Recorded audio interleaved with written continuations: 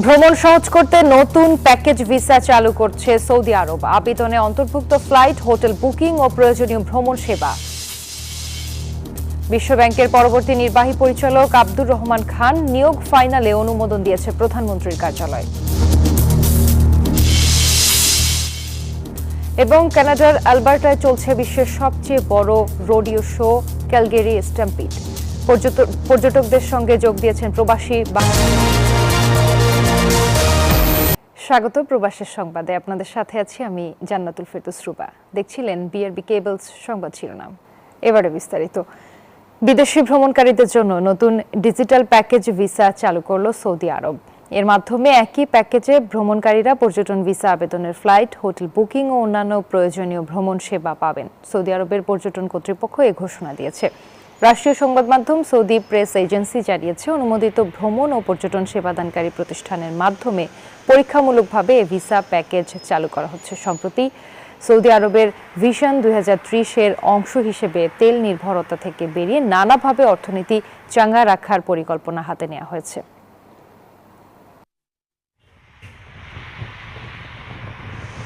বাংলাদেশে বিশ্বব্যাংকের পরবর্তী নির্বাহী পরিচালক হিসেবে নিয়োগ পাচ্ছেন জাতীয় রাজস্ব বোর্ডের এনবিআর সদ্য বিদায়ী চেয়ারম্যান আব্দুর রহমান খান। সরকারি প্রজ্ঞাপন জারি হলে বিশ্বব্যাংকের পরিচালনা পর্ষদে বাংলাদেশের প্রতিনিধিত্ব করবেন তিনি। ইতিমধ্যে আব্দুর রহমান খানের নিয়োগ সংক্রান্ত ফাইনালে অনুমোদন দিয়েছে প্রধানমন্ত্রীর কার্যালয়। বর্তমানে বাংলাদেশে বিশ্বব্যাংকের নির্বাহী পরিচালক পদে দায়িত্ব পালন করছেন অর্থনৈতিক সম্পর্ক বিভাগ ইআরডির সাবেক জ্যেষ্ঠ সচিব শরীফা খান।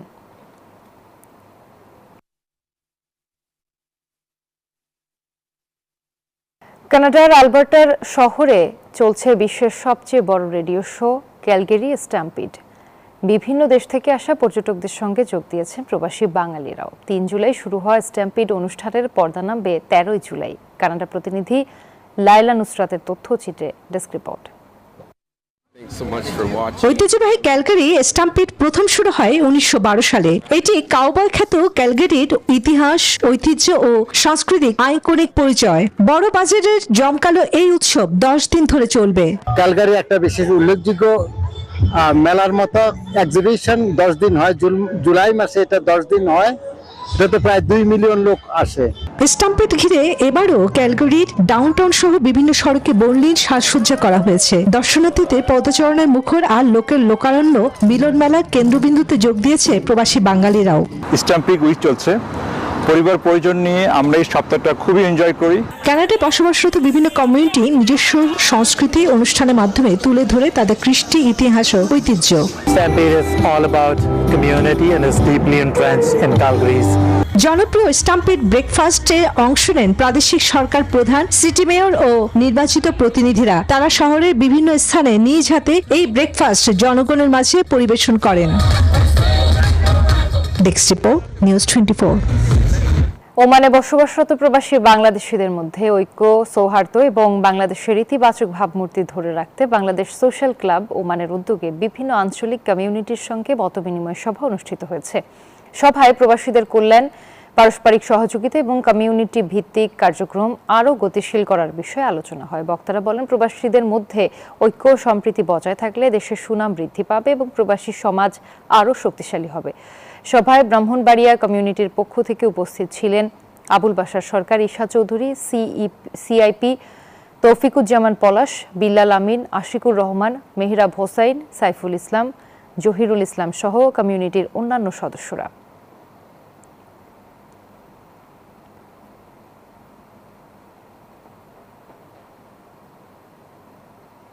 আঙ্কারার ন্যাটো সম্মেলন শুধু কূটনীতির মঞ্চ নয়, প্রতিরক্ষা খাতেও দিয়েছে বড় বার্তা। সদস্য দেশ ও শিল্প প্রতিষ্ঠানগুলোর $50 বিলিয়ন বেশি অস্ত্র সামরিক সরঞ্জাম চুক্তি করেছে। জোটের দাবি, ইউরোপের প্রতিরক্ষা সক্ষমতা বাড়ানো এবং জোটের প্রস্তুতি আরও শক্তিশালী করাই এর লক্ষ্য। এক মঞ্চে একের পর এক বিস্ফোরক বার্তা। আঙ্কারায় নেটোর 36তম শীর্ষ সম্মেলনে মিত্রদের দিকেই যেন তোপের মুখ ঘুরিয়ে দিলেন মার্কিন প্রেসিডেন্ট ডোনাল্ড ট্রাম্প। ইরানকে কড়া সতর্কবার্তা, স্পেনকে বাণিজ্যিক হুমকি আর গ্রিনল্যান্ডকে নিয়ন্ত্রণের দাবিতে নতুন জোর, সব মিলিয়ে সম্মেলনে কেন্দ্রবিন্দুতে ছিলেন তিনি। প্রতিরক্ষা ব্যয়ে মিত্রদের ভূমিকা নিয়ে অসন্তোষ প্রকাশ করে স্পেনের বিরুদ্ধে বাণিজ্যিক পদক্ষেপের হুমকি দেন ট্রাম্প। একই সঙ্গে কৌশলগত নিরাপত্তার যুক্তি তুলে আবারও গ্রিনল্যান্ডকে যুক্তরাষ্ট্রের নিয়ন্ত্রণে আনার পক্ষে নিজের অবস্থান পুনর্ব্যক্ত করেন। তবে ট্রাম্পের এই হুঁশিয়ারিকে গুরুত্ব দিতে নারাজ স্পেন। মাদ্রিদের দাবি, দুই দেশের অর্থনৈতিক ও বাণিজ্যিক সম্পর্ক স্বাভাবিকভাবেই চলবে।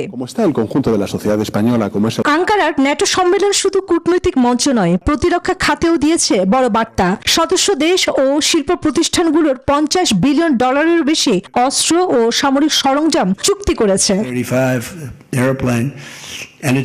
সম্মেলনের ফাঁকেই ছিল জোরালো কূটনৈতিক তৎপরতা। ইউক্রেনের প্রেসিডেন্ট ভলোদিমির জেলেনস্কির সঙ্গে বৈঠকে কিয়েভের প্রতি ইতালির অব্যাহত সমর্থনের আশ্বাস দেন প্রধানমন্ত্রী জর্জিয়া মেলোনি। অন্যদিকে আয়োজক তুরস্কের প্রেসিডেন্ট রিসেপ তাইপ এরদোয়ানের সঙ্গে বৈঠকে ওয়াশিংটন আঙ্কারার সম্পর্ক আরও শক্তিশালী করার বার্তা দেন ট্রাম্প। তবে মধ্যপ্রাচ্যে স্থায়ী শান্তির জন্য দ্বিরাষ্ট্রভিত্তিক সমাধানের প্রয়োজনীয়তার উপর জোর দেন এরদোয়ান। দুই দিনে ন্যাটো সম্মেলন শেষ হলেও শুরু হয়েছে নতুন হিসাব নিকাশ। ট্রাম্পের কড়া বার্তা, তুরস্কের F-35 প্রত্যাবর্তনের সম্ভাবনা আর মিত্রদের সঙ্গে নতুন সমীকরণ, সেদিকেই এখন তাকিয়ে বিশ্ব। চিয়ন্ডা, নিউজ 24। টানা ভারী বর্ষণে কক্সবাজারের উখিয়ার রোহিঙ্গা ক্যাম্পে আবারও নেমে এসেছে শোকের ছায়া। দুদিনের ব্যবধানে ফের পাহাড় ধসে একটি বালিকা মক্তবের ওপর ভেঙে পড়ে পাহাড় ঘেঁষা দেয়াল। এতে শিক্ষক সহ 8 জনের মৃত্যু হয়েছে, যাদের অধিকাংশই শিশু শিক্ষার্থী। আহত অবস্থায় উদ্ধার করা হয়েছে আরও 5 জনকে। বারবার এমন প্রাণহানিতে আতঙ্ক আর অনিশ্চয়তায় দিন কাটছে রোহিঙ্গা ক্যাম্পের বাসিন্দাদের। উখিয়া রোহিঙ্গা ক্যাম্প ঘুরে ইরফানুল হাসানের পাঠানো তথ্যচিত্রের ডেস্ক রিপোর্ট। বুধবার বিকেল 3টা, বাইরে প্রবল বাতাস আর টানা ঝড় বৃষ্টি। উখিয়ার কুতুপালং 5 নম্বর রোহিঙ্গা ক্যাম্পের 3 নম্বর ব্লকে খাদিজাতুল বালিকা হেফজখানায় চলছিল পাঠদান কার্যক্রম। হঠাৎ পাহাড় ধসে মাটি চাপা পড়ে বক্তব্যটির শিক্ষক ও ছোট ছোট শিক্ষার্থী সহ অন্তত 25 থেকে 30 জন। চোখের পলকে শ্রেণীকক্ষ পরিণত হয় মৃত্যুপুরীতে। শিক্ষার্থীদের উদ্ধারে যোগ দেয় ফায়ার সার্ভিস ও এলাকাবাসী। এ সময় ধ্বংসস্তূপ সরিয়ে প্রথমে 4 জনের মরদেহ এবং 9 জনকে আহত অবস্থায় উদ্ধার করেন তারা। পরে হাসপাতালে নেয়ার পর চিকিৎসক আরো 4 জনকে মৃত ঘোষণা করেন। আহত 5 জন চিকিৎসাধীন অবস্থায় রয়েছেন। আর 6-7 জন আছে, 6-7 জন হসপিটাল গলাই 10-15 জন ধরে আসে, কিন্তু তাদের কিছু বাকি বাজে আর 7 জন রাতে কি মানে তারা মানে আল্লাহর তরফে তারা মারা গিয়ে এই দূর হয়ে গাড়ি দিয়ে। রোহিঙ্গারা বলছেন পাহাড়ের পাদদেশে তারা বৃষ্টির সময় মৃত্যু ভয় নিয়ে দিন পার করছেন। এহাদে সব তো বাসি বললা আর মাসুমুলের বাসাই বললা আর সাইড দেখি আর জলদি আর দেশত কিবা হারা যায় আর দেশার মাঝে সেফটি সিকিউরিটি যদি আরে দিবল্লা বলি অনুরোধ করি আর যদি না পারে তাহলে আর কাম জায়গা মাঝে লারি দিবল্লা বলি আরে শরণার্থী ত্রাণ ও প্রত্যাবর্ষণ কমিশনার জানান, ঝুঁকিপূর্ণ পাহাড়ের পাদদেশে বসবাসকারী রোহিঙ্গাদের সতর্ক করার কথা। এলাকা থেকে সরাইছি, কিন্তু এটা একটা আসলে শিক্ষা প্রতিষ্ঠান ছিল, হিপস মাদ্রাসা। তো আমরা আজকে থেকে সব শিক্ষা প্রতিষ্ঠানগুলো বন্ধ করে দিচ্ছি। আবহাওয়া অনুকূলে না ফিরলে পাহাড় ধসের ঝুঁকি আরো বাড়তে পারে বলে আশঙ্কা করছেন সংশ্লিষ্টরা। Desk report, news 24।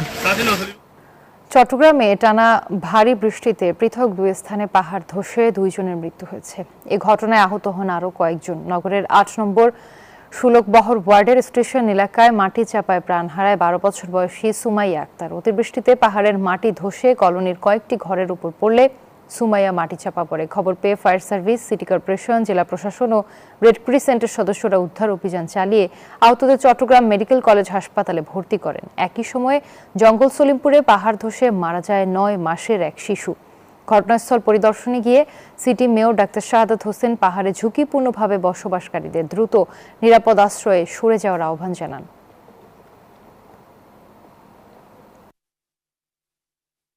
আমি অনুরোধ জানাচ্ছি কেউ যাতে এখানে আর বেশিক্ষণ সময় জ্ঞাপন না করে, যেহেতু পাহাড় একবার ধস হয়েছে, যেহেতু বৃষ্টি পড়ছে ক্রমান্বয়ে, পাহাড় যে কোনো সময় ধস হতে পারে, আপনারা অতি দ্রুত এখান থেকে নেমে আসুন। টানা ভারী বর্ষণে আবারও জলাবদ্ধতায় পড়েছে চট্টগ্রাম নগরী। স্থবির হয়ে পড়েছে মহানগরের জনজীবন। বিভিন্ন সড়কে পানিতে তলিয়ে যাওয়ায় বন্দরনগরী যেন এখন এক দ্বীপপুঞ্জ। ব্যাহত যান চলাচল, বন্ধ চট্টগ্রাম কক্সবাজার ট্রেন চলাচল। কোথাও হাঁটু সমান পানি, কোথাও আবার কোমর সমান। দোকানপাটেও প্রবেশ করেছে পানি। গত কয়েকদিনের ভারী বৃষ্টিপাতের ফলে চট্টগ্রাম নগরী এখন দ্বীপপুঞ্জে রূপ নিয়েছে। জলজটে ব্যাহত হচ্ছে যান চলাচল। দুর্ভোগে পড়েছেন চাকুরিজীবী, শিক্ষার্থী ও সাধারণ পথচারীরা। আধা ঘন্টা বৃষ্টি পড়লেও চট্টগ্রাম শহরে দেখা যায় যে বিভিন্ন অঞ্চলে নৌকা নিয়ে চলাচল করার মতো অবস্থা। থমথম অবস্থা। আমাদের বাসায় অনেক কি ছোট ছোট বাচ্চা আছে, এতটুকু কোমর পর্যন্ত পানি। পানি আর পানি, পানি ছাড়া কিছু নাই। এদিকে কয়েক হাজার কোটি টাকার জলবদ্ধতা নিরসন প্রকল্পে সুফল না পাওয়ায় হতাশ নগরবাসী। মেইন রোডের সাইডে কাজটা করে এবং এর পাশে আর কোনো কাজ করে না। জলাবদ্ধতা নিরসনে কাজ চলছে বলে দায় সারছেন মেয়র। পাশাপাশি নগরবাসীকে সচেতন হওয়ার আহ্বান জানান তিনি। পুরা এখানে বঙ্গোপসাগর থাকার কারণে আমি আবারও বলছি, এখানে জোয়ারের একটা ব্যাপার আছে, কাজে যেটা অন্য অন্য শহরে নেই। এদিকে পানির নিচে চট্টগ্রাম কক্সবাজার রেলপথ, বন্ধ রয়েছে ট্রেন চলাচল। পরিস্থিতি পরিদর্শন করেছেন রেল প্রতিমন্ত্রীও। সিদ্ধান্ত হচ্ছে যে চিটাগাং কক্সবাজারে আমরা যতক্ষণ পর্যন্ত পরিবেশের উন্নতি না হবে এবং পানিটা নেমে না যাবে ততক্ষণ পর্যন্ত আমরা বন্ধ রাখবো।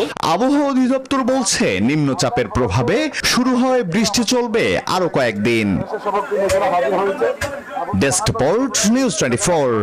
প্রধানমন্ত্রী তারেক রহমান বলেছেন, আওয়ামী লীগ আমলে শেয়ার বাজারে বিনিয়োগকারীদের নিঃস্ব করার জন্য দায়ীদের বিরুদ্ধে ব্যবস্থা নেওয়া হচ্ছে। সংসদ অধিবেশনে প্রশ্নোত্তর পর্বে তিনি আরও জানান, শেয়ার বাজারে স্থিতিশীলতা ফিরিয়ে আনা এবং বিনিয়োগকারীদের আস্থা পুনরুদ্ধারে সরকার বদ্ধপরিকর।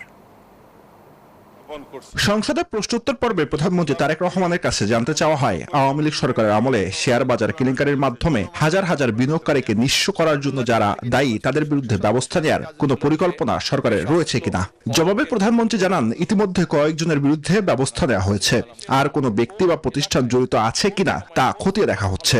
ধারাবাহিকভাবে শেয়ার মার্কেটের পতন ঘটিয়ে হাজার হাজার বিনিয়োগকারীদের নিঃস্ব করার জন্য যারা দায়ী তাদের চিহ্নিত করা সহ তাদের বিরুদ্ধে আইনানুগ ব্যবস্থা গ্রহণে বর্তমান সরকার পরিকল্পনা গ্রহণ করেছে। মাননীয় স্পিকার, বর্তমান সরকার শেয়ার মার্কেটের স্থিতিশীলতা ফিরিয়ে আনা সহ বিনিয়োগকারীদের আস্থা পুনরুদ্ধারের জন্য বদ্ধপরিকর।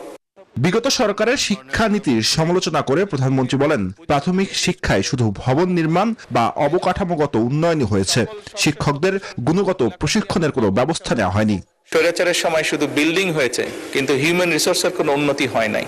আমি আপনার সাথে সম্পূর্ণ একমত যে আমরা যদি আমাদের প্রাইমারি এবং সেকেন্ডারি এই শিক্ষকদেরকে যদি আমরা সঠিকভাবে ট্রেনিং দিতে না পারি, কিন্তু শুধু ট্রেনিং না, ট্রেনিং এর সাথে তাদেরকে তাদের সম্মানীয় যদি বৃদ্ধি করতে না পারি, তাহলে অবশ্যই আমরা প্রত্যাশা করি না যে তারা ভালো কিছু ডেলিভার করতে পারবেন। কৃষি খাতকে লাভজনক করতে আধুনিক প্রযুক্তি যুক্ত করার তাগিদ দেন প্রধানমন্ত্রী। জানান, কৃষিভিত্তিক বন্ধ কলকারখানাগুলো পুনরায় চালুর পরিকল্পনা রয়েছে সরকারের।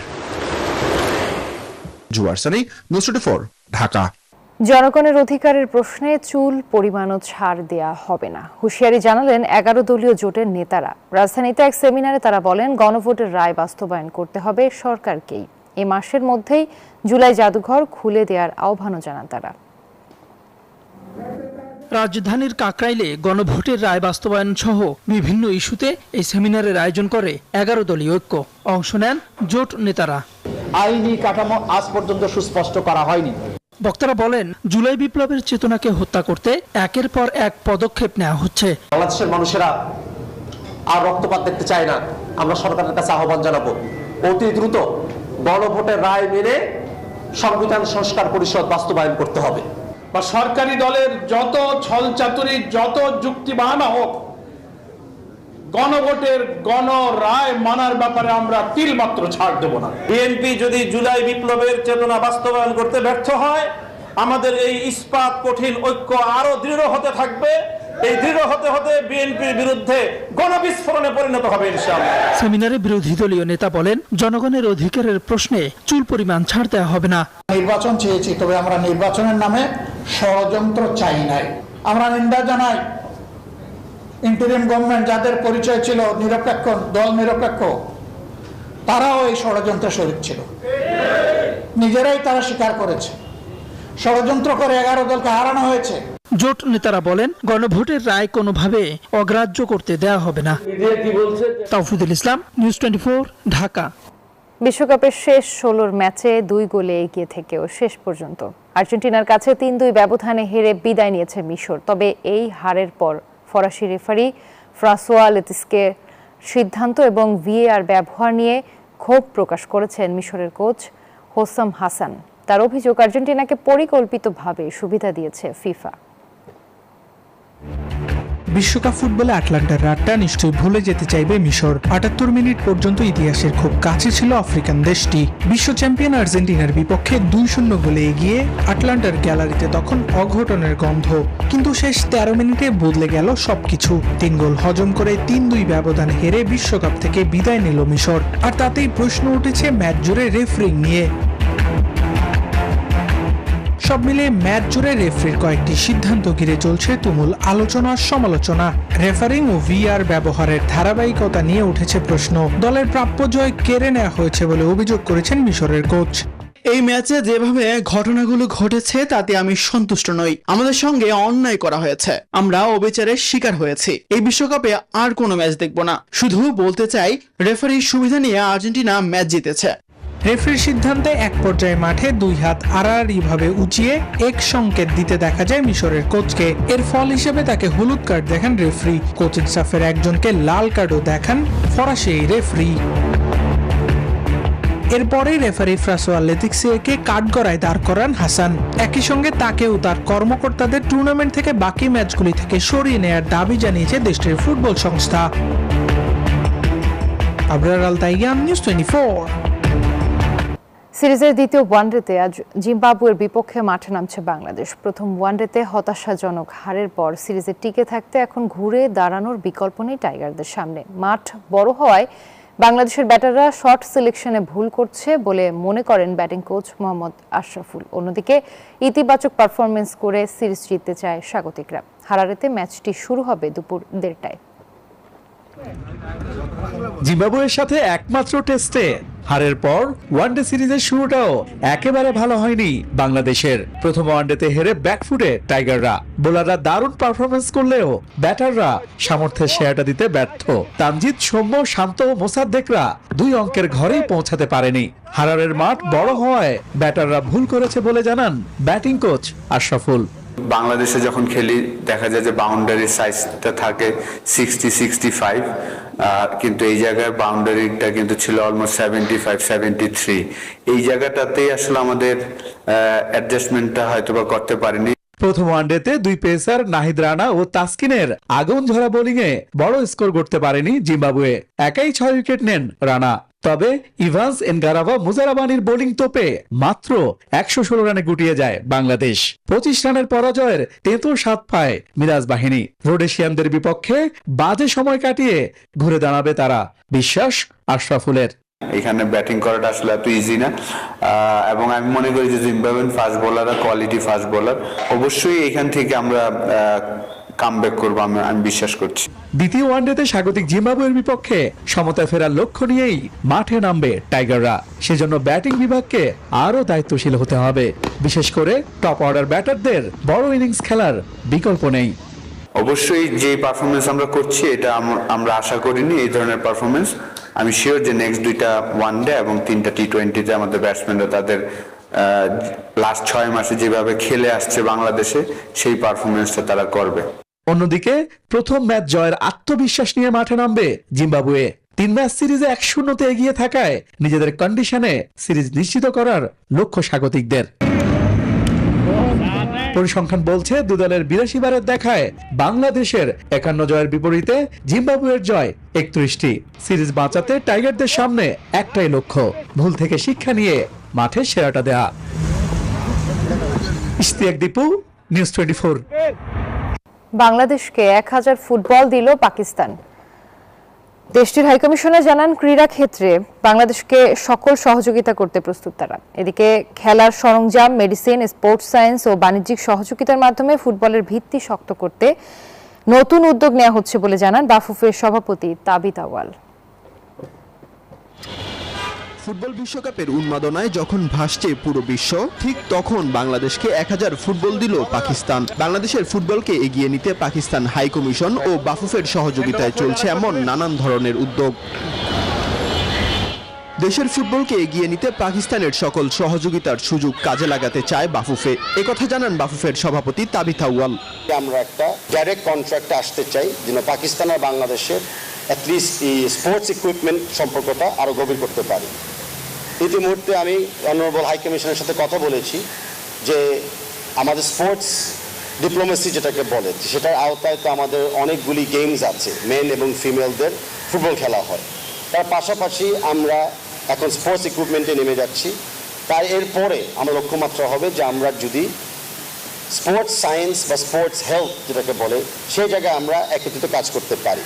স্পোর্টস সরঞ্জাম থেকে শুরু করে স্পোর্টস মেডিসিন নিয়ে পাকিস্তানের সাথে কাজ করতে চায় বাফুফে, জানান বাফুফের সহসভাপতি ফাহাদ করিম।